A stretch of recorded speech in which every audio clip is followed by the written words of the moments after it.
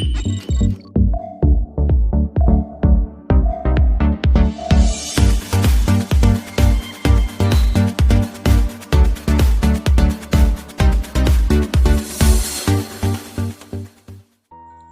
like you've already seen from my title, you can see straight away that this video is gonna be broken down into 3 parts. So basically we are in the first part already, and this part is gonna be talking about how good is Kai Havertz.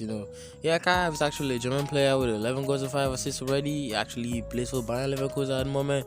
His height is like 188 centimeters. That's quite tall for a baller like him.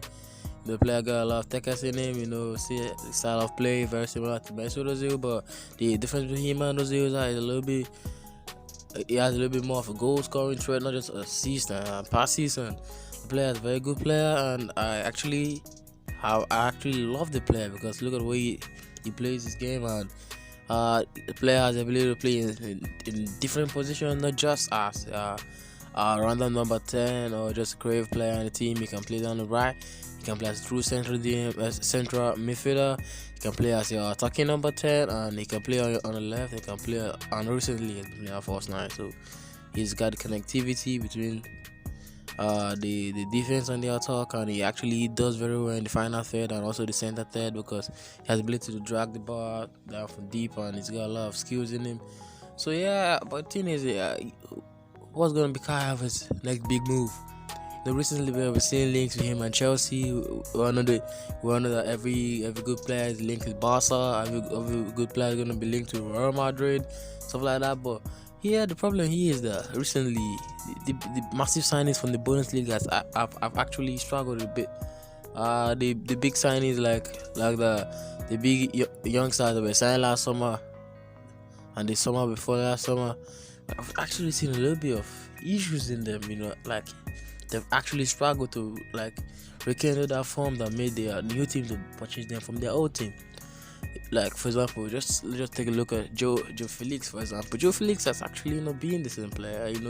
Ousmane Dembele, the same thing. Jovic, the same thing. So we're all thinking, alright,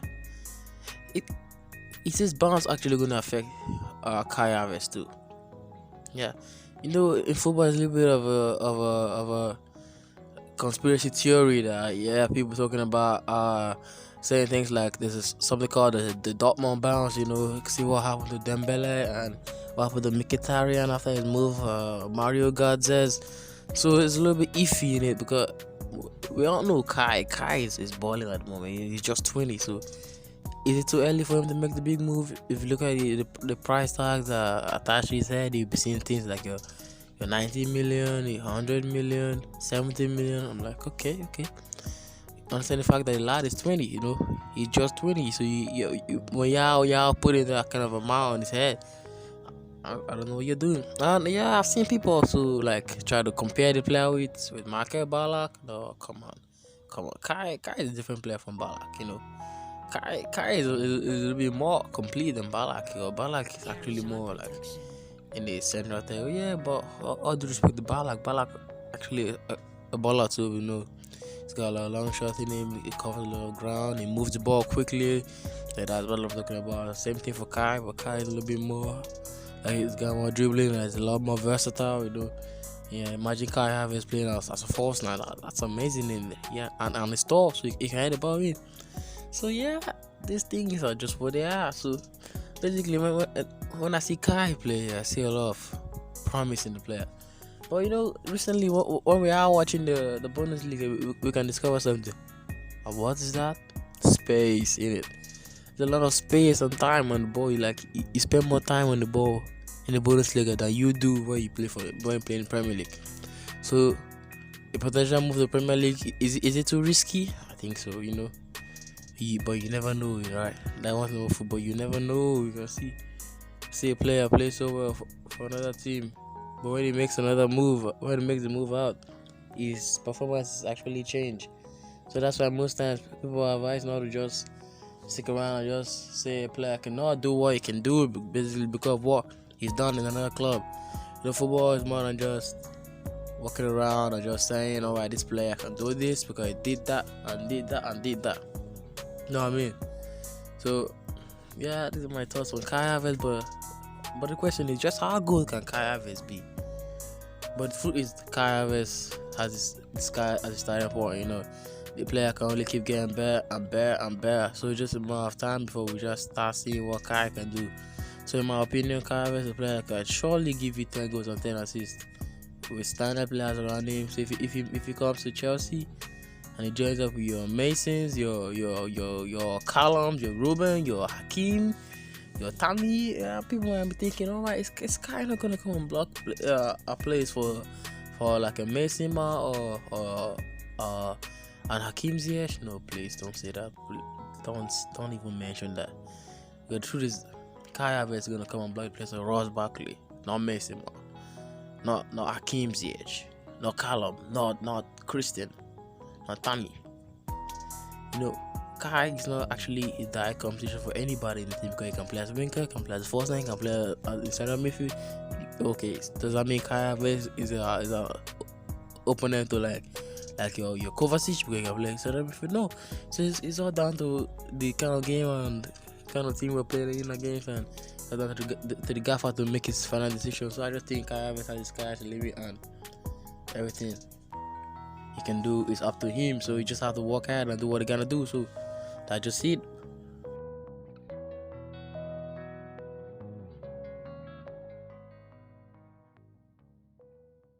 So the next story in here is a very funny one.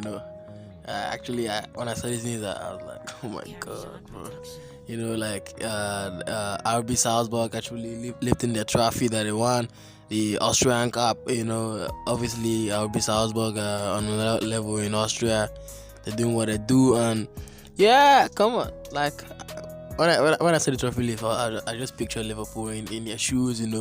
Like big man like Jonah Henderson gonna pick up the trophy, and everybody got a spot like it's a dance show. You know what I mean?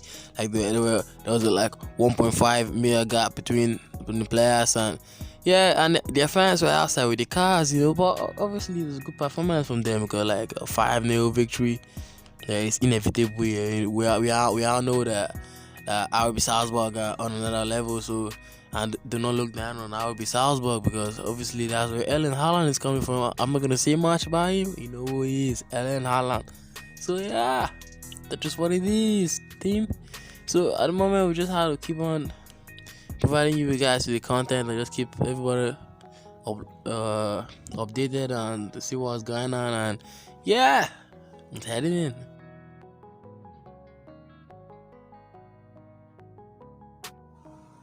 So, with Go.com recently reporting news that Chelsea is actually being linked with Samuel Chukwueze if Chelsea cannot sign Jadon Sancho. I find the news quite interesting. Understand the fact that Chukwueze actually plays on the right. He's very similar to Iron Robin. I literally rate the player a lot because he's got a lot of technical ability in him, and he's one of the players that will just take a little bit time to actually get at the top of their game. And actually Chelsea recently have been more interested in developing players and fine-tuning the game before they get to the top. So you might be thinking, Chukwueze can just come in here and just play play to compete with other players like your Hudsons, your Akims, your Christians. Yeah, that's actually nice. But sometimes when players compete for their places too much, it actually doesn't turn out to be the best thing for them, because most times these players will not have the ability to literally show their ability at the moment, but they have the ability to get better. Well, if just turn back to that Jose season, back then we had your Andre Scholler, your Salah, your Oscar, your De Bruyne, your Hazard, your Willian. The positions were just too stacked up, and that led to mistakes for the team. Yeah, but someone might just be like, all right, what? Jose was asked to literally win the league, but Frank isn't really asked to win the league. But yet these mistakes happen a lot. So, from my personal opinion, I'm also Nigerian, so this is not me trying to be racist or something. But I want Chukwueze to actually stay at Villarreal for a season or two, or maybe make a move to Dortmund when Sancho leaves Dortmund, go and replace Sancho in Dortmund, something like that. That kind of move that's going to give him consistent game time, because making a move to Chelsea might just be a step too high for the player, and not based on the fact that he cannot play for Chelsea. Just that it's a little bit too dangerous for the player, and it is what it is. Yeah. So if you made it to the end of the video, thank you for watching my video. I'm so sorry that I've not been able to upload recently, but due to some technical difficulties I had for my software, so it's sorted out now. So I'll be dropping the videos a lot more often these days. So make sure you like and make sure you subscribe, and thank you for following my journey so far. And you can see the videos a lot different for what it used to be back in the day. So believe in the process, believe in Sammy J. Thank you very much.